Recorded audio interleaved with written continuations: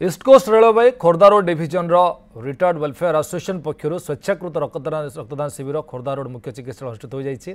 एक कार्यक्रम को खोर्धा रोड डीआरएम आलोक त्रिपाठी उद्घाटन करते। संगठन सभापति पीके मानसिंह नेतृत्व में अनुष्ठित स्वेच्छाकृत रक्तदान शिविर में पाखापाखि 50 यूनिट रक्त संग्रह कर डीआरएम आलोक त्रिपाठी बहु रेल कर्मचारी रक्तदान करते।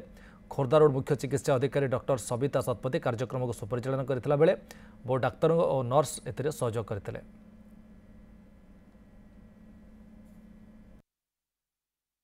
बहुत भलरे आयोजन होइछि। एटा प्रति प्राय हमर ये हॉस्पिटल रे हुए आगर भी हेतिला एबे आज भी हेछि। आउ ब्लड डोनेशन तो गोटे महत् काम तेणु सेटा को समस्त एप्रिशिएट करिया कथा हमें माने भी करूछु। आ बहुत सुरखुरे आयोजन होइतिला। हमर रेलवे हॉस्पिटल सहयोग रे हमें ए ब्लड बैंक डोनेशन कार्य आरंभ होला सकाळ 8 टारू। आशा करूछु आगामी दिन रे भी ए माने संगठन ए रक्त शिविर हमें करिवो जो द्वारा कि माने जोगान को निहाती दरकार हुई रक्त विपद समय रे से मानकर काम रे लागि परिबो।